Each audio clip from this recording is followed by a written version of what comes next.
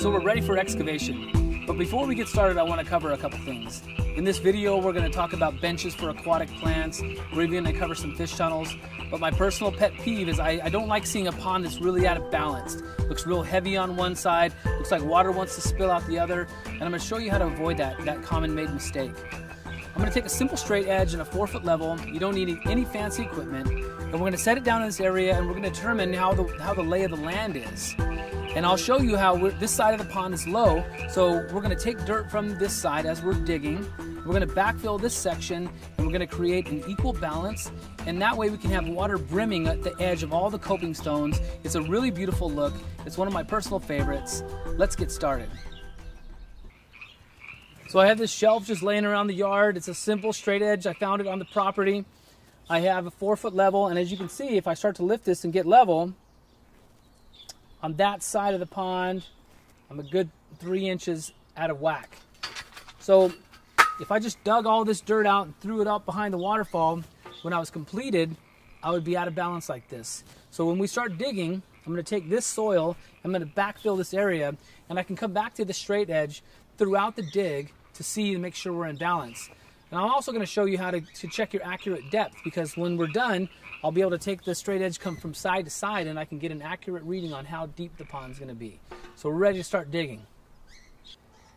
I know you guys want to dig. Just be patient with me. I want to cover a couple more things. Let's talk soil conditions.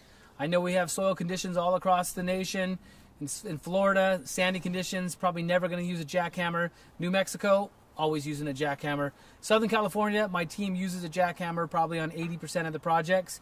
This is the jackhammer we're using today.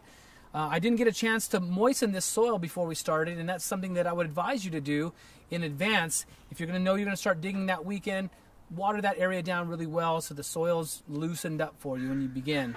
The first thing I want to cover, and then we'll start digging, is this first level. We're going to dig down about 10 to 12 inches. A lot of people make the mistake and they just start digging deep right away, and then they kind of ruin the bench area where you might put your character stones.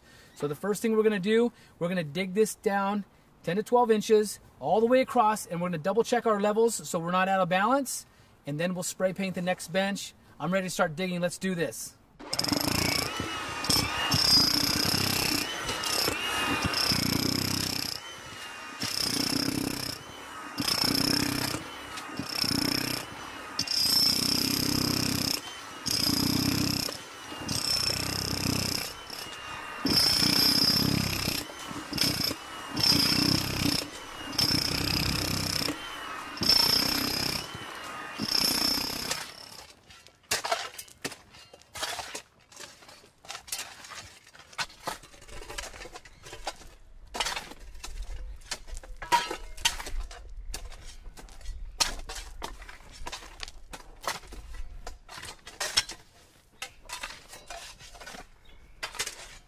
You got a tamper?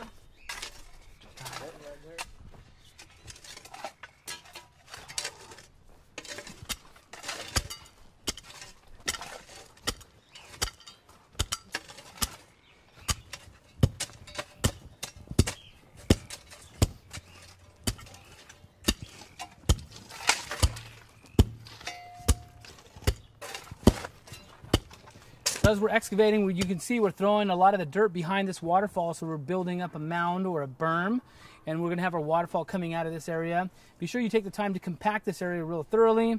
It's a simple tool. This is a 10 by 10 tamper. They have an 8 by 8 that we use as well. I'm going to use it to compact this soil as we are building up behind the waterfall. It's really important so that you don't have any settling.